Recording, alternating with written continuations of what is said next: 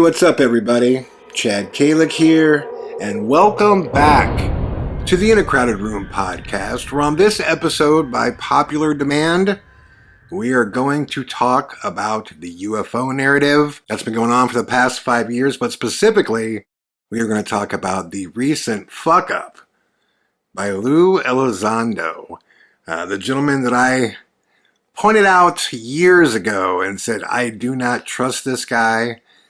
Ever since he gave his first speech at the To the Stars Academy event of Tom DeLonge's group. And the reason I think this is important, guys, because Elizondo, Corbell, Knapp, that whole group, they have been pushing this militarized narrative for some time. And everything that those guys have been saying and doing, it's just never really sat right with me. Based on just common sense and just by looking at how many mistakes they've made. But this mistake was huge by Elizondo because it was straight up him pushing evidence that he had to have known for a fact was not real. And he went as far as to build an entire narrative that was absolute bullshit. And you guys should know about this. If you don't know about it, we're going to get into it in detail, and this should put, the fork in these guys when it comes to what information do you trust and what information don't you trust. And let me also say, listen, I believe in the UFO narrative, meaning that I do believe that we have been visited by something, or I believe that something's been here all along. We just don't know really what that is per se. Look, I mean, I'm just like a lot of you until I actually see an alien, proven on screen. Then, I can't say for sure that I think aliens are here, but I think the math alone and the size of the universe and the amount of accounts that have been made by credible people are just too strong to deny. But this Elizondo thing is just ridiculous. But before we get into that, I do want to update you guys on a few things because I received all kinds of questions from you guys, and I will be doing a Q&A tomorrow as well. And I also have a couple of very exciting announcements, including one that you've all been waiting for about a house in the Harbinger Kingdom. But first things first, I am doing very well now. As many of you know, I was supposed to speak at the WarrensCon event, which I planned on doing. I was incredibly excited to go. When I booked it, I was like, all I gotta do is stay healthy and keep improving, in which I was, and I thought I was doing fine. If you missed the announcement, literally 72 hours before that, well, let me step back, 2 weeks before that, I contracted COVID again. And I want to send out props to my doctors, Dr. Sean, Dr. Scott. These guys were great, and right away they were like, listen, let's really, make sure we have a close eye on you, make sure you get through it all. And I was getting through all of it fine. The only thing that I was really left with after 2 weeks was a deep-rooted cough. And it was pretty tightly congested. And right before the event, 3 days, 72 hours actually before the event, I had a coughing fit in the middle of the night and had a terrible pain in my side. Long story short, from coughing, I had actually lacerated my diaphragm, which, man, if you've ever done that, holy shit, is that painful. I literally tried to see if I could heal up in time in 3 days to go to the event, only to learn the morning of the event, the morning I was supposed to fly out, that, my doctor was like, yeah, there's no way possible that you can go do this, because the concern was that I could further injure it and cause a hernia, which would take surgery to fix and then a 2 to 3 month recovery. And guys, that just is not something that I wanted to do. Unfortunately, the only way to recover from this was to pretty much sit and not move, because I couldn't stand up and extend. Because of the swelling, it would actually tear the muscles of the diaphragm more, which that's what they didn't want to happen. So They thought it'd take about 15 days to heal, ended up taking close to a month, but I'm glad to say I am fully healed. And another thing I do want to talk about as well, because I always feel like, when I wind up talking about these injuries and stuff, believe me, I'm just like you guys, man. I'm tired of talking about it. It's been a rough fucking 2 years, man. But thankfully, I do feel as though I've turned a pretty major corner, and there was a solution, something that we found out that I really want to put this out there to all the men listening, because this was life-changing for me. About 4 weeks ago, actually no, close to 6 weeks ago now, as I told you guys on past episodes, one of the things that was really bothering me in this recovery process, and granted it was a long recovery process, was my energy level. I just felt like no matter what I do as I was healing, now remember from the hospitalization I had lost 80% of my muscle mass and 30% of my bone mass. So every time I would complain about my energy, my doctors would say, well, listen, that's just going to be part of this. It's going to take, 18 months of recovery time, up to 2 years before you fully regain your bone mass and your muscle mass, and just be patient. But I knew something was wrong. And I kept telling them, no, it's more than that. It's not just, that I don't have energy. I just feel like I'm not myself. I would have these moments where I would get kind of foggy as far as my focus would go. I would have these waves of depression, which they kept saying, no, that's going to be part of the recovery process. And I was like, no, you don't understand. I'm not a depressed person. Like, there's something wrong. So eventually, I called and had a really great talk with my doctor. And I said, I think we need to look and see what else this can be, because everything's healing, but that's not getting better. The energy and the emotional stuff and the fogginess. And they said, okay. So we ended up doing, multiple blood tests and multiple rounds of things. Then finally one day he gives me a call and he says, I need you to talk to this other doctor. Sorry. I need you to talk to this other doctor who's an endocrinologist. And they are going to test your testosterone. Have you ever had that done before? Well, I had. Way back in 2006, when I was working for the Rising Project, that was the job that I got working for Spielberg. It was incredible the amount of things you had to go through to sign that contract. I mean, right down to crazy background checks and just make sure you don't know anybody that you shouldn't know. They have no crazy criminal records, but they also had a pretty extensive physical. And I don't know why, but in that physical, I had a testosterone check. And maybe it wasn't for that physical, but it was just a part of it. And I remember back then they were saying that my testosterone level should have been like between 600 and 800, and it was something like 1100. It was way over. And I was like, is that normal? And they was like, yeah, well, you just got a lot of testosterone. You're really healthy. And I was like, okay. So I have never had a test since then. And that was 20 years ago now. And so I did this test. You had to do it at exactly 8 in the morning, because I guess that's the perfect time with your circadian rhythm and all that to know what your testosterone level is. And at my age now, which aging, isn't it a wonderful fucking thing, guys? At my age now, I think the normal rate was between 400 and 800 nanograms per milliliter, whatever that is, right? Now, low is considered like 250 to 300.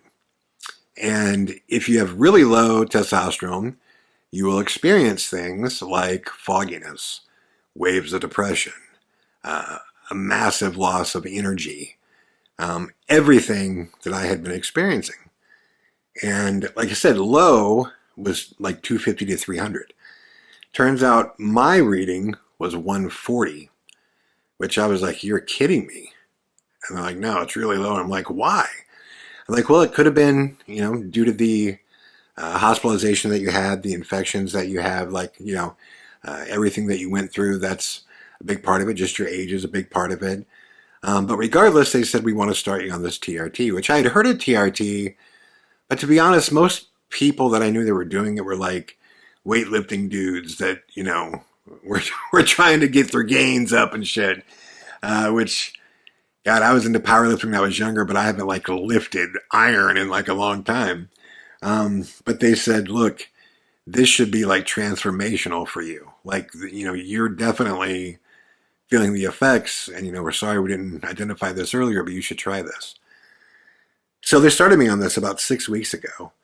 And to those of you out there, if you are plus 40 years old and you're experiencing any of that stuff, I'm no doctor. This is not, me giving medical advice, seek your own medical advice, right? Disclaimer, disclaimer. But what I can tell you is it has made me feel like a different human being. Like my energy issues have been resolved. No more fogginess, no more focus issues. It has been truly honestly, like life-saving for me. I feel better than I've felt in a long time. I finally feel like me again, which is super exciting. So I just wanted to bring this to you guys. If you're out there and you're struggling with any of those things that I was struggling with, definitely look into this. Go see your doctor. Tell them that you want to get the test because it's made an incredible difference for me. And I finally feel like I have my energy back. So having said that, now that I'm healed up and cleared to work, I'm really excited to get out there and get a bunch of things to release to you guys, which brings me to my next announcement, which is that on November 18th of this month, in a couple weeks, you guys are going to see the first extended sneak peek of a house in the Harbinger Kingdom, which I've told you guys I've been working so hard on this, and I'm so excited about this project. I'm so excited for you guys to see it. It is a departure from the things that I've done in the past. It still has a lot of the same, elements and story elements that you've come to know from me. This story is a much bigger story than I've ever done. My editing approach and filming approach and all of it was different, but I think dramatically better than anything I've done in the past, which I certainly hope that is your expectation as well, or your opinion as well after you see it. So between now and then, there will be a ton of podcasts about it. We'll talk about it more in kind of the overall story. I'm going to be releasing more music that's coming up that's in the film. That's original music. I've written an entire album's worth of new material. As of right now, 11 new songs that I've written for it. There's not much more that I could say than I'm incredibly excited about this. And I cannot wait for you guys to see it. So November 18th, mark it down. It is coming. The extended sneak peek to a house in the Harbinger Kingdom. And this will be a sneak peek of part one. Now remember, it's a trilogy. So you're going to see a lot. It's really cool stuff. Super excited about it. And last but not least, we're going to have 2 event announcements coming up in the next few days. The first one is one that has, you guys have been asking for a long time. And I'm really excited to do it, and I think right now is the time to do it. And I will tell you what the first one's going to be. It is a skywatching UFO event right here at the Bay Street Beach, which is the #1 UFO hotspot in the world.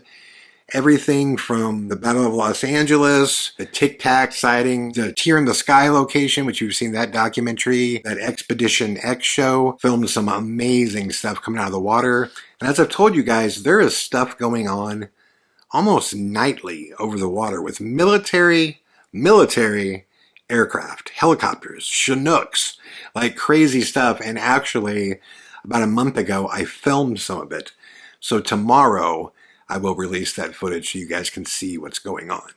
And we're going to do a decent-sized event, 30 to 40 people, right here over the course of a weekend. It's going to be, well, you know what? I'll tell you the date tomorrow. But get ready because it's going down. And we're going to have 2 nights where we not only take the evening to go over and check out the evidence from these famous cases, but we will be on the beach the whole time. And we will do some sky watching both nights. And we're also going to do a CE5 experiment to see if that does in fact work. Some people swear by it and say they've had incredible results from it. We will find out together. Yes, I've seen the videos of it. I've seen the evidence of it. And it is very, very interesting. And I do believe there's something going on with the subconscious as well in regards to this whole phenomenon. Not that I have any answers, but That's the part of it to me that's kind of enticing. So that is coming up. It's going to be called AGH Presents Skywatch 2025. So yeah, I'm pumped up about it. You will hear more about it tomorrow. And tickets to that event will go on sale in the next 48 hours.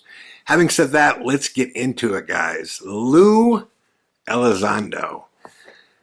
You know, if you go back and look at my early Facebook postings, and the first time I had I'll have to find the actual episode, but the first episode after Tom DeLonge came out with his To the Stars Academy, right away, I was on record immediately saying, I don't trust this Elizondo guy.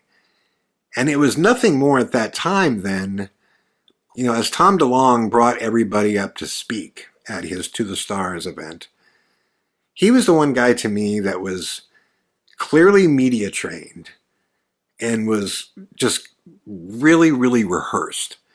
You can tell that he just came off like a car salesman to me. Like he had just planned out everything, like down to his emotions and how he would say things. I remember he had this line, he was like, yes, it is true. We may not be alone. And you know, these dramatic pauses and all this shit. And I'm like, anybody who's being real just doesn't speak like that. Well, over the course of time, it came out that this guy was, in fact, a longtime disinformation agent for the government. That's what he did. He basically sowed bullshit to confuse people. And I'm like, why would that guy be the guy that's the head of this so-called ATIP organization?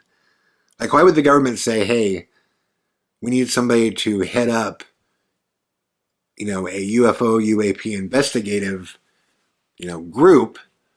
The guy that should run that would be a guy that we've taught, trained, and paid to bullshit people. Like, that made no sense to me. No sense to me at all. Well, over time, I was shocked to see so many people support him.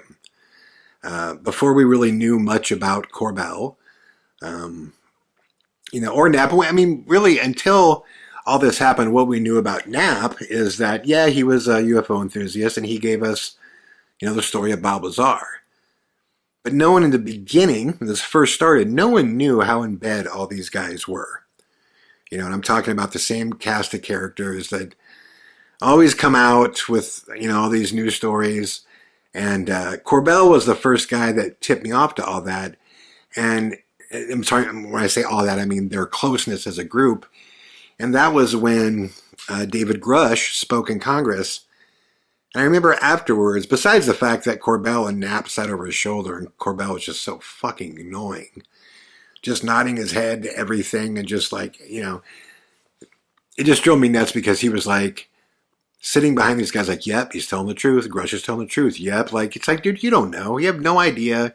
You weren't there with Grush. And at the end of the day, Grush is not a whistleblower. And I'll tell you why I say that in a second. Because when he was done speaking, immediately Corbell was out lecturing the press on how they have to treat Grush with so much respect and they got to be good to him because of what he's sacrificed. And it's like, okay, yeah, in general, I would say yes, when someone comes forward as a whistleblower, they should be treated with respect, for especially if they're risking their own personal, you know, harm to release information. But if you look at Grush, like I said, he's not a whistleblower. Everything that he released, he cleared with the government. He cleared with him. And they said, yes, you can go say these things, which means he was directed to say those things.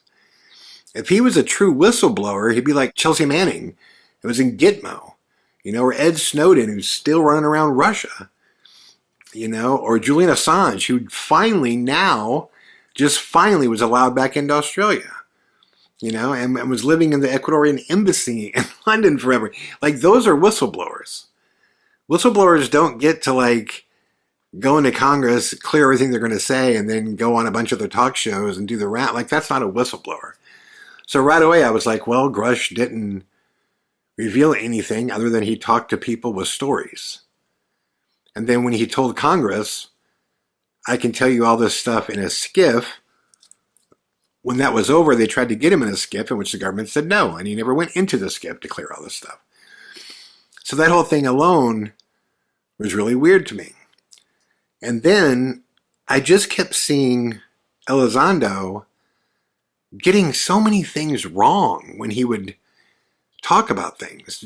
Simple things like, I remember him talking about the Tic Tac footage and saying, if you look right now, there's no heat signature on this object that they're trailing. But if you look when it's white hot, when it's in white hot mode, on the screen, the dot that it's chasing is white, which means it's hot.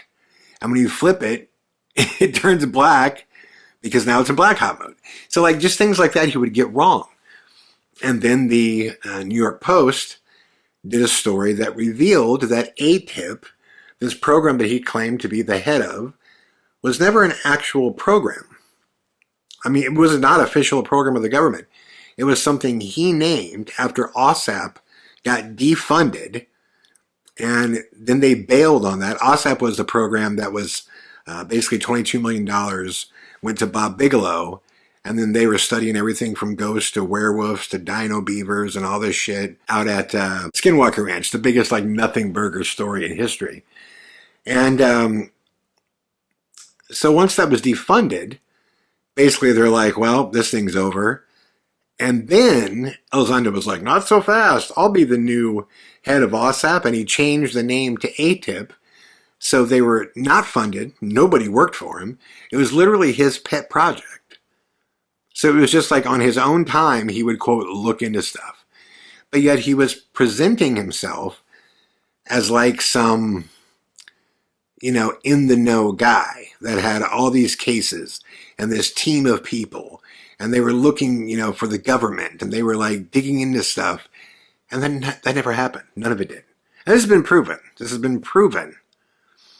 Okay?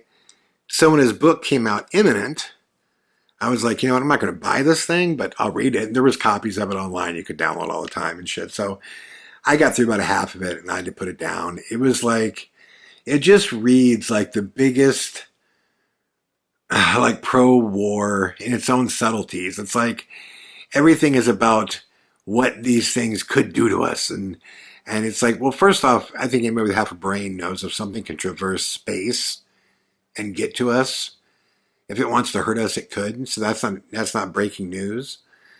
But it's like there were so many things in the book. Like, again, I got through half of it and I could not read it anymore because it just read like a sci-fi fan. It just read like a completely pro sci-fi, guy that has little to no knowledge of actual, physics. Has nothing concrete that he's standing on other than, oh, I think. Even when they were talking about the Go Fast video, that's the one where it looks like something is flying over the top of the water. And they've proven that this thing was not going fast. It was going about 130 miles an hour, that it was a parallax effect. And parallax is basically where things look faster. Like, say if you're in a plane and you're flying at 300 miles an hour towards something that flies past you, below you. If you put the camera on it and you film that thing, because you're moving in the opposite direction really fast, it will make that thing look really fast because you're moving against its momentum. It's called parallax. And in his book, he's like, yeah, there have been people that pointed out the parallax effect, but I have a hard time buying that based on the responses of the pilots. Because there's some guy that goes, whoa, got it. And he initially says, yeah, look how fast it's going. So forget the actual science or the physics of it all, right? Because the guy said, look, it's going fast, and yelled, whoa, got it. Then Elizondo just...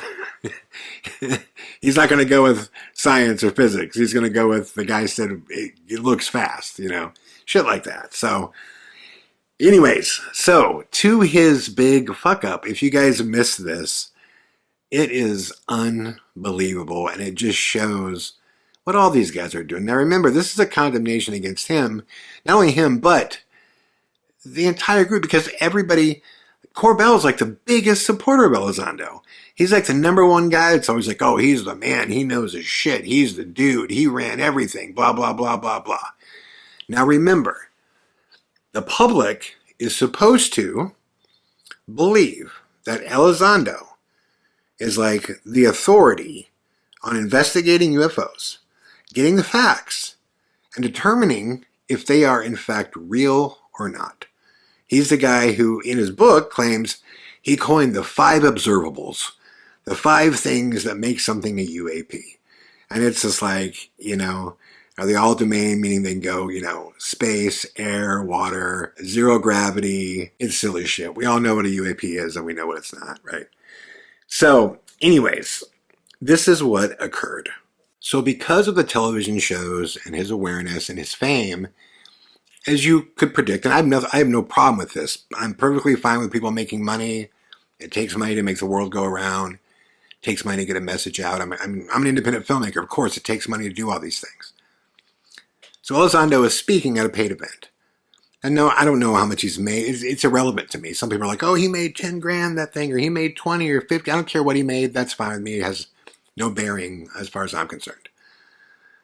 But what he did was ridiculous.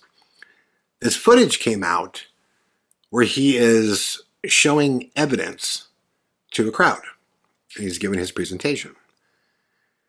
And he states that the evidence that he is about to show that he received from somebody at the U.S. Embassy that gave it to him.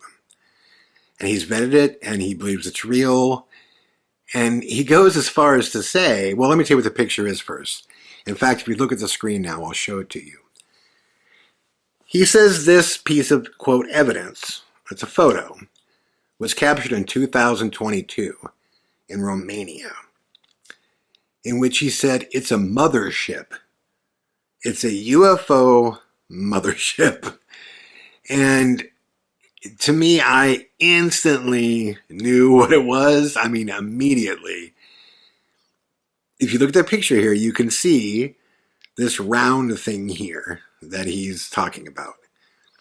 And he's saying, not only was this captured, he says that it reappears, and he has talked to Romanian pilots who say they still see it all the time. Let me repeat that. He said that he got this from an insider, the U.S. Embassy, that he has investigated it. He has spoke to Romanian pilots who say they still see this massive UFO mothership all the time. Well, somehow, I'm sure it was just somebody who recorded it at the event, and I'm sure probably looked at it just like I did and said, that's bullshit. I know exactly what that is. They released the footage. And this is the footage right here of him, pushing all this bullshit. Check this out. Watch this clip. Real photo. Let me tell you a little bit about this. And then we're going to open this up for some discussion. We were having pilots, military pilots and civilian pilots in Eastern Europe and in the Middle East report what unimaginably seemed impossible. They described it as literally the mothership, looking like the mothership from Close Encounters of the Third Kind. Now, if any of you ever seen that movie, remember the very end, this huge mini city floating in the sky and turns upside down. It looks. Guess what we caught in Romania in 2022? By the way, the U.S. Embassy. That.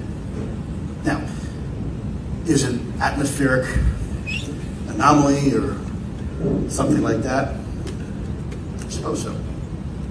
I talked to some of the pilots and they'll tell you that's what they saw and they continue to see it. Okay. So there's a whole lot more here, folks. I just want to give you kind of a small taste of what's going on behind the scenes. Okay, now again, like I said, he said he's spoken to pilots who have told him this thing still appears all the time. Well, once this was released, it didn't take long for the internet to figure out, by just doing a simple image search, that this was just a photo somebody posted on Facebook, which that was confirmed. And after I looked at the photo too, I could also tell just from using Photoshop a lot, I could tell right away that the cloud ring on the top of it had been discolored and somebody had messed with the actual photo. I could tell right away what it was too. If you've ever done any kind of like debunking on photos of UFOs, one of the most common things that happens, and you get this a lot in plane photos where people are like, look, I was airborne, I took this photo, and I didn't see anything, but look what showed up in the photo. When you shoot through a window, often whatever is in the room behind you that's brighter than what you're shooting at, the reflection will show up in the window. And it will look like it's out in the world. Well, I instantly thought, right when I saw it, I was like, that looks like a chandelier.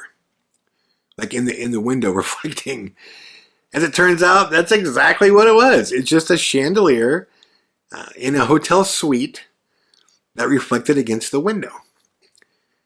And this whole I spoke to Romanian pilots thing is bullshit. Now, here's the worst part about it. After he's caught, he releases this tweet. And it's like, hey, everybody, this is what's kind of, I'm just paraphrasing. It's like, this is what's so great about crowdsourcing is it works. And the internet figured it out. And this one, turns out this isn't real.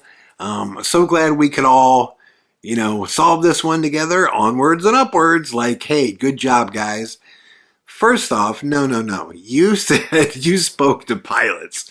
You said they said it shows up all the time. You said you got this from an insider at the embassy.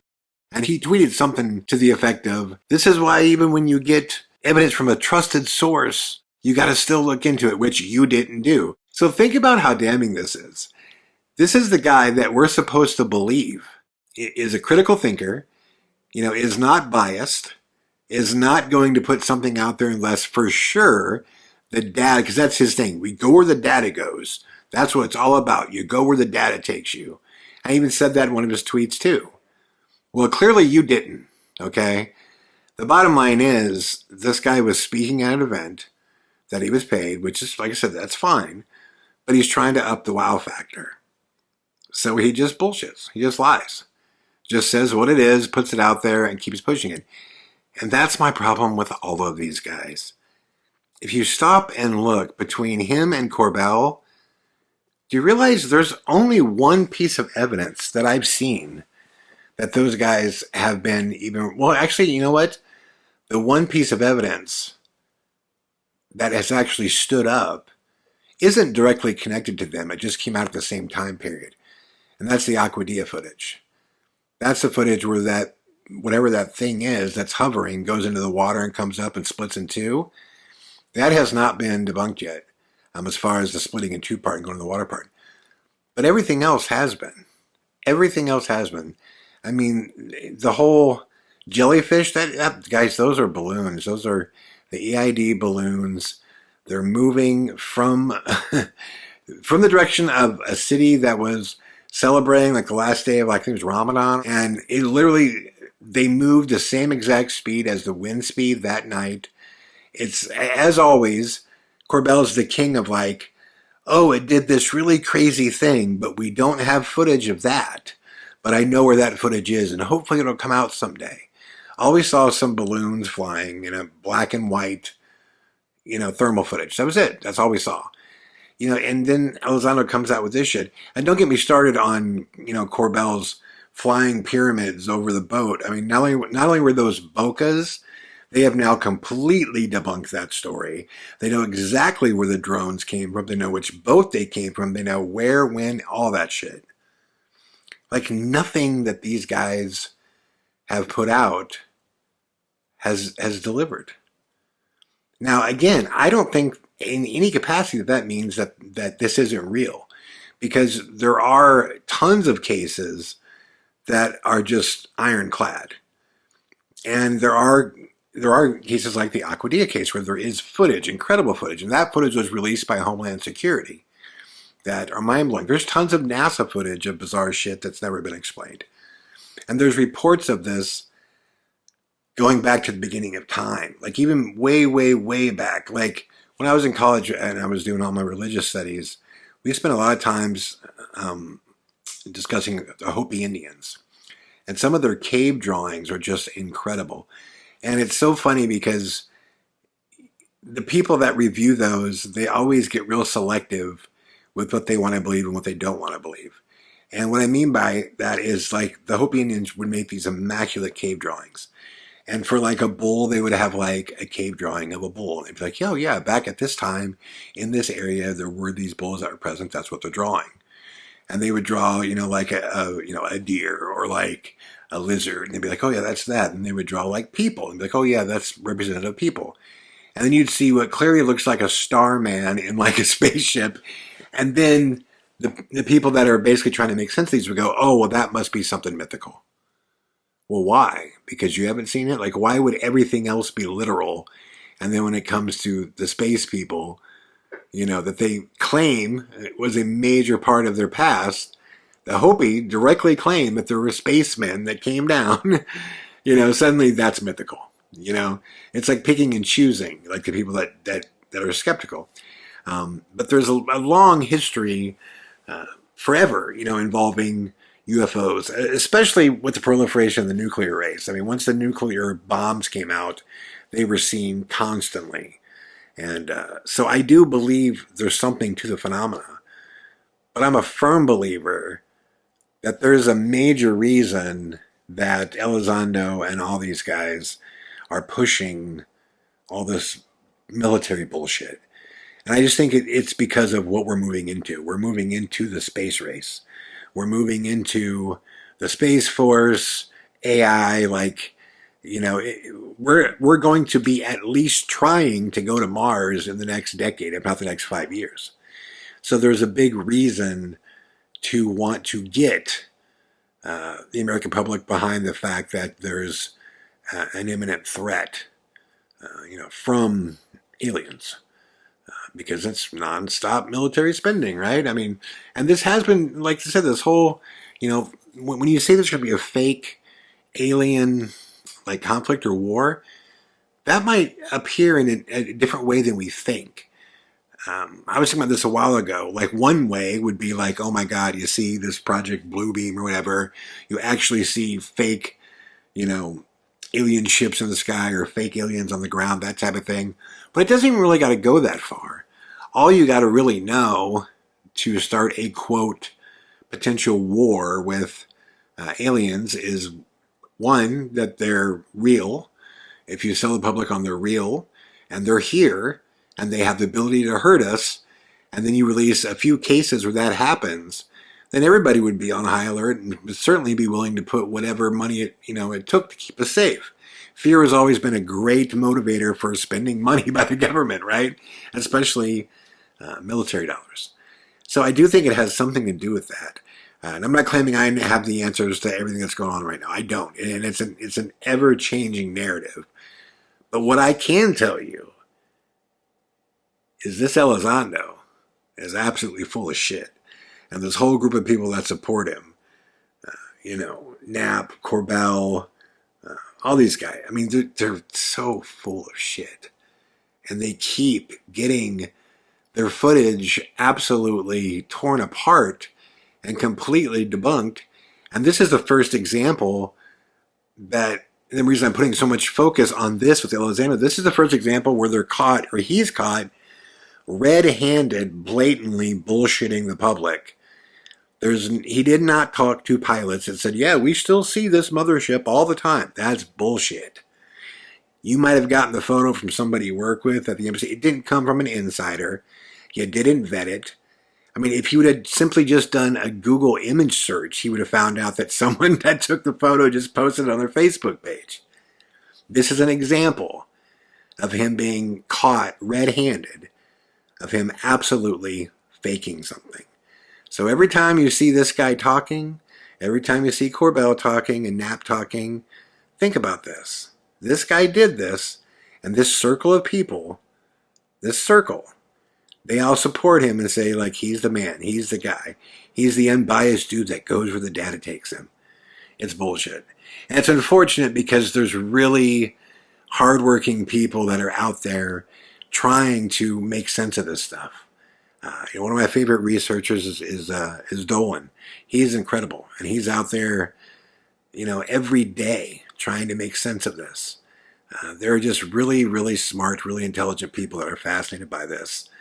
And then there are people that just want to twist the narrative, into making us believe that there's some incredible military threat that's, coming at us. We're going to have to do something to defend ourselves from it.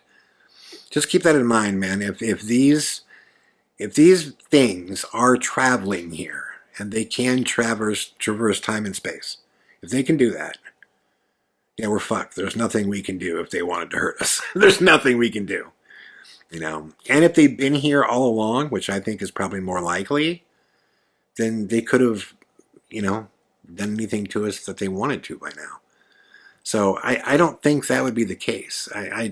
It doesn't make sense to me. Again, I don't know. I mean, I'm wise enough to tell you I don't know. But it just doesn't seem like we don't do that, right? When we're walking through the forest, if we come across, a new type of squirrel or something, we don't just go, oh, wow, a new squirrel, exterminate them all. We study them. We try to see we might pick off a few of them and, prod them and research them and do what people talk about when they say they've been abducted. But very rarely do you come across something that says, oh, that's new, exterminate all of it, get rid of it. That doesn't make any sense to me. And if something's been visiting us, my guess is it's been visiting us for a long, long, long time. Or it was simply here first and seeded mankind, which I believe there's a lot of evidence, I think. Evidence, not proof. Evidence, I think, to suggest that's a possibility. But anyways, I just wanted to really bring this to your guys' attention in case you missed the story. And I would love to know what you guys think about this. What do you think about Mr. Elizondo trying to pull this one off? And what does it say about his entire group? Let me know what you guys think in the comments. And I will be back tomorrow, my friends, with another episode of the In a Crowded Room podcast. Thank you all so much for listening. Much love and all the best.